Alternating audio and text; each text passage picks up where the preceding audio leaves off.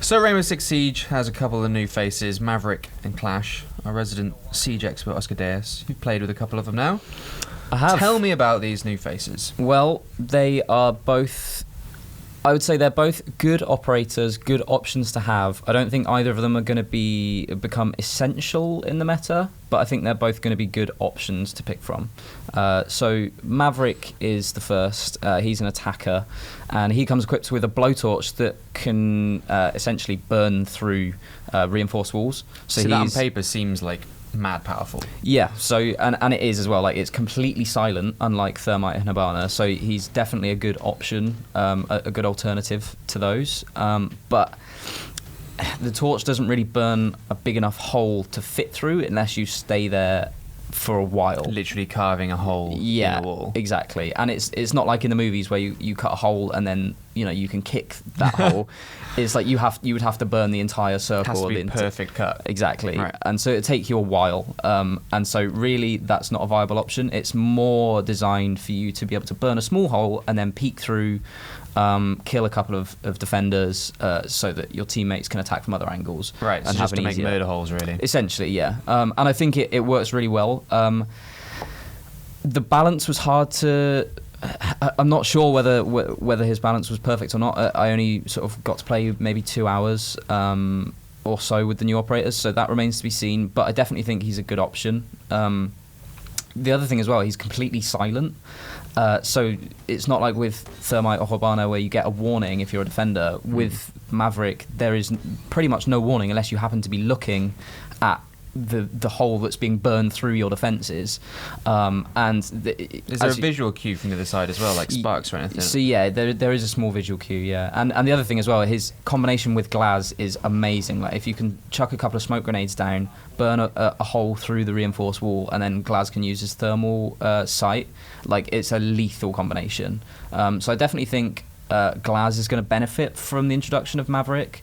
I think Thermite and Hibana's pick rate will probably go down, although I don't think, even though on the face of it he is an alternative to them, I think you probably do still need to be packing one of those if you want to be a truly effective team. Because Hibana's a bit... They make a much bigger hole and a bit more dynamic, and obviously Thermite has the benefit of actually breaching an entire wall. Yeah, exactly. So it kind of fits in that middle ground somewhere, it feels. Exactly, yeah. But I do think the effect on the meta, I think, will be seen more on the defensive side, because as it stands, Maverick doesn't have any counter. So Thermite and Hibana are completely countered by Bandit or Mute, unless you do some fancy footwork with Thatcher or whatever. But Maverick isn't affected by Bandit or Mute. So because he uses a tool, not a gadget, right? Exactly. Yeah, it's not an electronic device. So at the moment, like, even though I don't think he's like hugely powerful because the holes he creates are quite small, there is no counter at the moment. So it'll be interesting to see whether the meta does shift in his favour and against those of Mute and Bandit, which I think Mute in particular is one of my favourite operators and is my usual go-to. Like, I tend to main Mute on defence, so unlucky the me, I guess. The barricades, the deployable like steel barricades, can you burn through those as well, or is it just the walls? So he can both breach through reinforced hatches and also through non-reinforced walls as well. Okay. But the deployable ones that you set, the kind of triangle ones, are they still... Yeah, so like those ones, they've been like completely reworked, because before those reinforced hatches that you can reinforce between different floors, they were kind of like a binary thing before. They were like, it's either there's a hatch there or it's been blown away. Whereas now they've had to rework that, obviously, because this is less of a binary tool. Like, this is, the hole gets burned where you're aiming, and so he can burn through those. But again, you're creating your own hole. Not you don't just put your blowtorch on it and the whole thing disappears immediately. So they've had to rework some stuff in the sort of like background of the game in order to make that happen. But from what I played, sort of 2 or 3 hours, it worked really well. I'm really interested to see the effect he has on the meta, and I think the shift created by him will be far greater than what's created by Clash.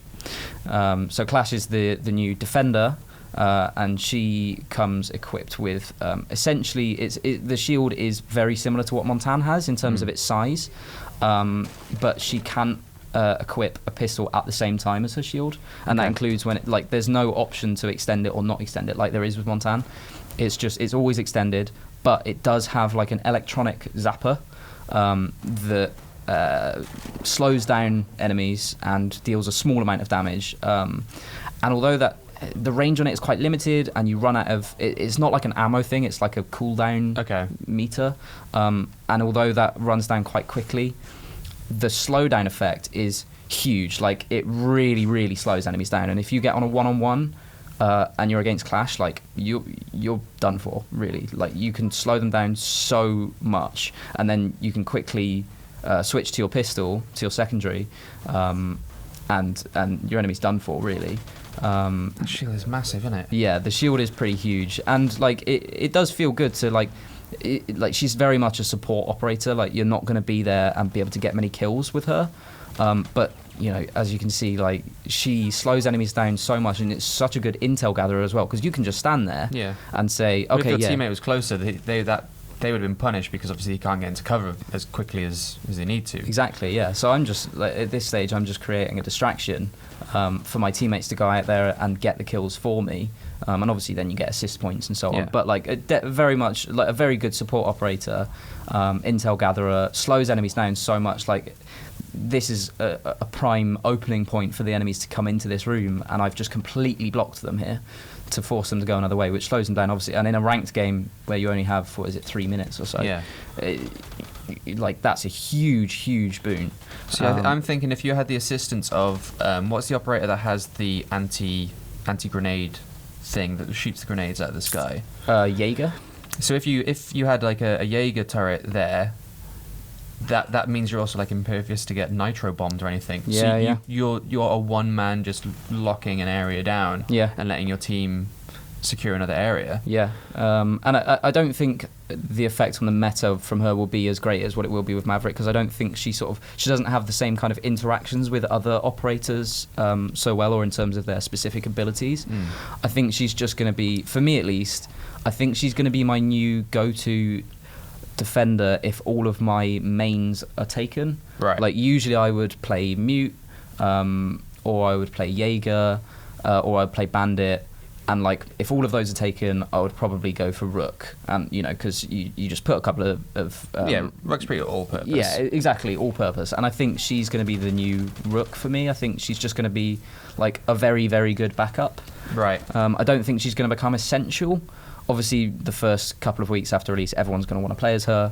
But I think when everyone sort of settles down, I don't think she's going to be essential.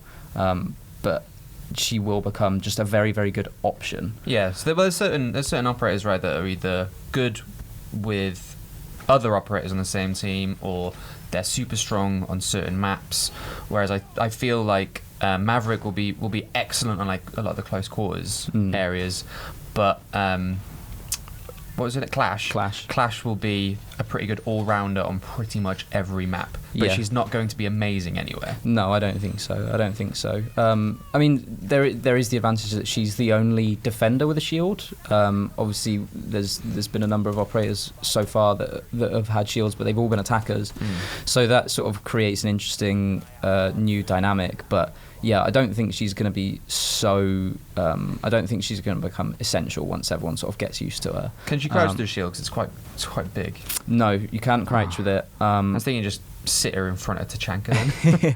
The other thing as well is her shield isn't as effective against explosives, so she is quite easy to counter if you have explosives. And also you can sort of like melee her shield out of the way. So if someone tries to melee you when you've got your shield up, it kind of like it gets hit to the side, and so then they can switch back to their primary or their secondary and shoot in the gap that has been created by your shield being moved. So I think she is somewhat easy to counter if you get up close and personal, or if you have explosives. But I think if you're on a one-on-one with her, I think you're really, really going to struggle, because that slowdown effect is so good. But I'm really interested to see what happens when she gets into the hands of players who are much better at Siege than I am. Yeah, there's always something unexpected going on as soon as new operators get released, when like the pros play or the esports scene play. But yeah, like I said, it'll be interesting to see how the meta shifts, and whenever there's new operators and a new map, I always kind of want to wet my toes and dip back into Siege. But exactly, and I should say as well, the new Hereford base is completely different to the old Hereford base. Like, it's completely unrecognisable. I had no idea where I was going, and it's a very confusing layout, but it's definitely, I think, going to be a lot better. There's a new set of stairs, there's new entry points, the bomb sites have been completely rejigged. Consulate has had a buff as well, so a couple of the bomb sites there have been rejigged. Consulate is largely the same, but Hereford base is completely different, and I'm really looking forward to playing it when I actually know the layout. Well, it all sounds like super fascinating, and again, hearing you talk about the new operators has made me want to play Siege again. But let's do it. For every other bit of Siege content that you want, stay tuned to GameSpot.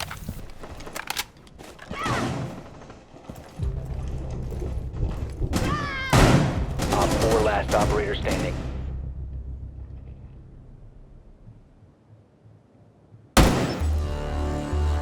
Op 4 eliminated.